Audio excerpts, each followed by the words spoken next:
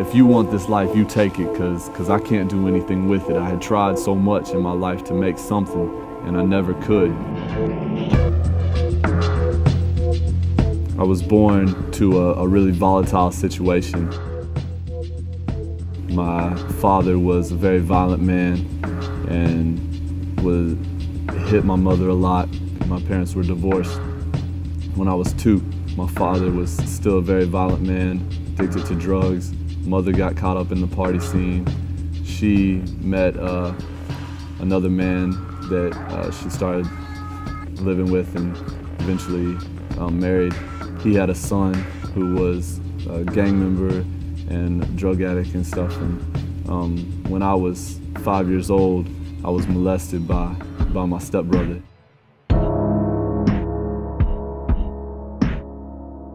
I grew up thinking that I had to prove to everybody how much of a man I was. And so I often got in fights. I joined a gang at 13 or 14 years of age, started doing drugs, selling drugs. And one of the things I hated hearing the most was, "You're just like your father." But truth be told, I had probably even gone a bit beyond where he was. Everywhere I looked, there was, crime and drugs all around me. When I was 18 years old, I was arrested for 2 felonies.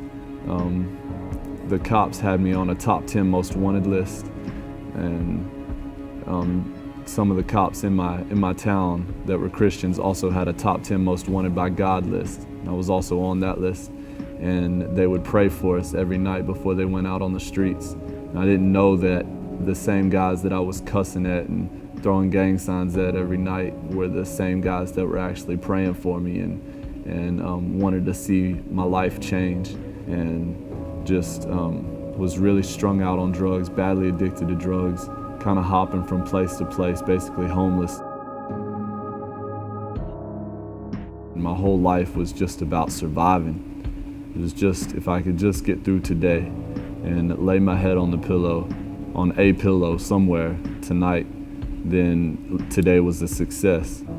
And there's just no life in that. There's just nothing satisfying in that, because you wake up the next day and you got to find a way to fill that hole again. One day I was sitting with a friend and we were tripping on mushrooms, hallucinating, and I said to my friend, and there's gotta be more to life than this.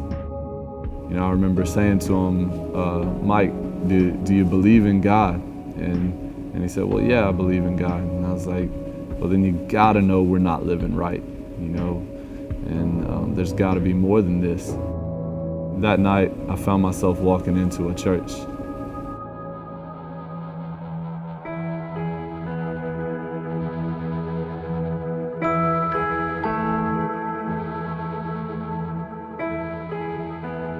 A friend of mine told me that if you went and talked to this police officer named Officer Barry, that he could get you off the streets, he could get you into a program. So I walked into the church and talked to Officer Barry, who was one of the cops that I would have had the most run-ins with growing up as a kid, and told him I wanted off the streets, and he helped me get to a program called Youth Reach Houston.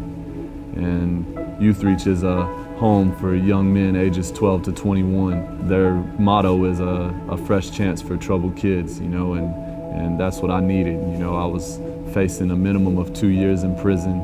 I was homeless, addicted, and these guys took me in and gave me a shot when really no one else would. And while I was there, really came face to face with a God who loved me. I had read the Bible some growing up and knew the stories and stuff, but never really encountered God. And when I was there, God really revealed himself to me and showed me who he was and how much he cared about me and spoke to me on a personal level and, showed me that he knew my name. I remember sitting there and crying and weeping and I said, "God, if you want this life, you take it, cause I can't do anything with it. I had tried so much in my life to make something and I never could." And so I told God if he wanted my life, he could have it, and I'd be with him always. God began moving me back to the streets, not the same streets I came from, but the streets here in Houston. And now I work with a ministry called Young Hope, and I'm on the streets working with the homeless a lot, and we're able to work with Redeem Ministries as well, and go into brothels and help out with girls that have been forced into prostitution. And nobody ever thought there was any hope for me, but I serve a God that gives hope to the hopeless. He is my hope, He is my strength, and He's the one that gave me breath when I couldn't breathe. He's the one that gave me life when everything around me pointed to death. He drew me out of deep waters. It's one of my favorite Bible verses. And He really did, because I tried to swim for years and I just wasn't cutting it. And God reached His hand down and plucked me out of those deep waters, and now the very things that sought to destroy me are actually the things that God's used to help other people.